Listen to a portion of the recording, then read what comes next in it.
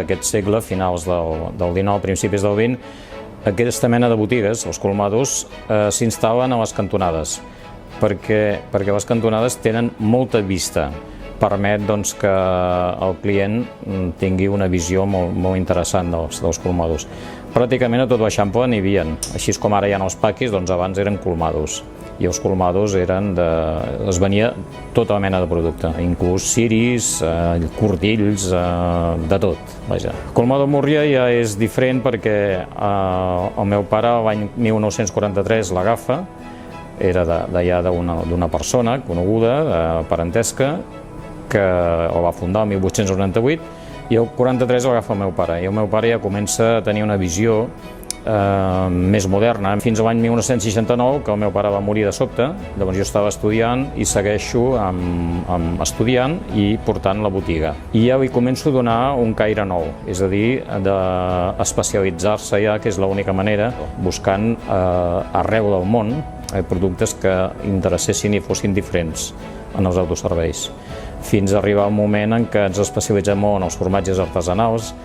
Botigues d'aquesta mena n'hi ha a capitals petites europees, com a Lió, com a Turí, com a Múnich, i penso que és la manera d'evolucionar cap a aquest estil d'alta especialització.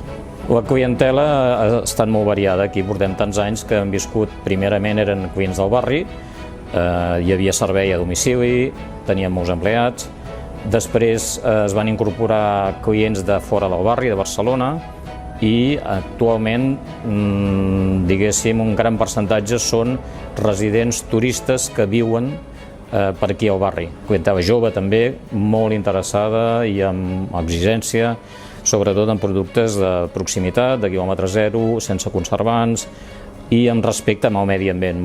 Amb això nosaltres hi tenim una filosofia que això és capdavantera.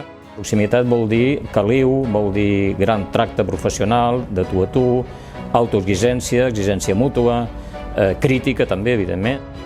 El principal problema és que en aquests moments canvien els costums, canvien les modes i potser no es valora tant el que ens dediquem nosaltres degut a circumstàncies ja siguin econòmiques, culturals o de canvis socials. El futur és d'un canvi, evidentment. Un canvi perquè entre internet, les compres de fora, una persona a Amazon o persona a internet, que no podrà olorar el producte, tocar-lo i veure'l, cosa que aquí ho farem. Vull dir que